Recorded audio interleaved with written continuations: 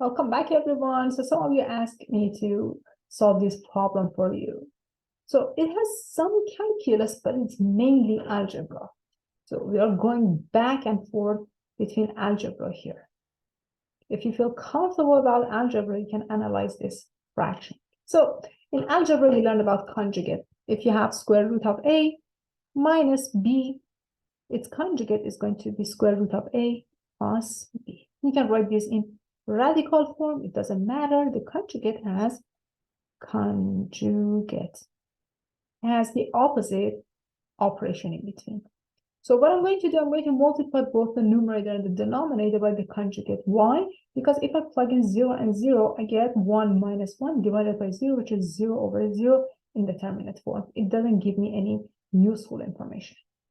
So you have square root of x squared y squared plus 1 minus 1 divided by x squared plus y squared times, you have square root of x squared y squared plus 1 divided by square root of x squared y squared plus 1 plus 1.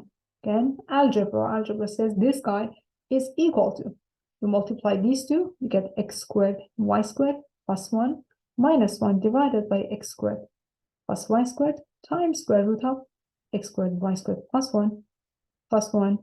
Well, this guy can be written as x squared y squared over x squared plus y squared times square root of x squared y squared plus 1 plus 1. So just stop here and go back to algebra. So this guy is always positive. There is no doubt there. Always positive. The numerator is positive, the denominator is positive, so it is always positive. The minimum value you can take is 0. So far I know this is 0 on the left-hand side. Here you have x squared y squared divided by x squared plus y squared times square root of x squared y squared plus 1 plus 1. Very good. So take a look at this denominator. The maximum value this denominator can take here is going to be 2. This is around 0 is 0, 0. So you get square root of 1, which is 1, plus 1 is 2. So this fraction is always less than or equals to x squared y squared divided by x squared plus y squared times 2.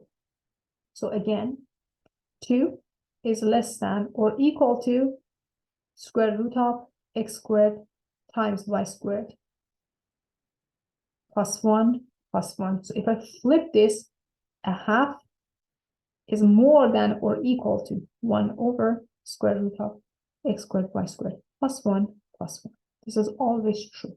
Around 0, if I plug in 0 or any other value, negative, positive, if you plug in 1 and 1 here, you get square root of 1 plus 1, which is square root of 2 plus 1, which is more than 2. Always true.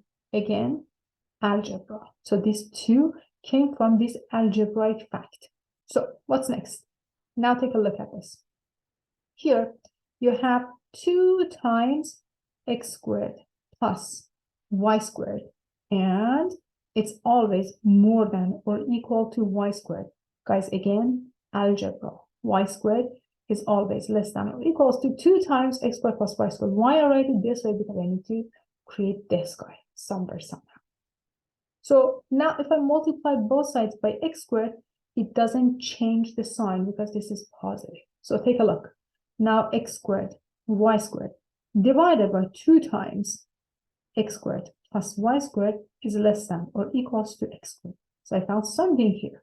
The upper bound is x squared. So what happened? It means that I can apply squeeze theorem for you. What do you see? You see this guy, which is basically equivalent to this guy, is bounded between 0 and x squared. So I can apply squeeze theorem for you. Squeeze theorem says, hey, if the limit on the left is equal to the limit on the right-hand side, you can then say that the limit of the middle function is also equal to the limit of these two.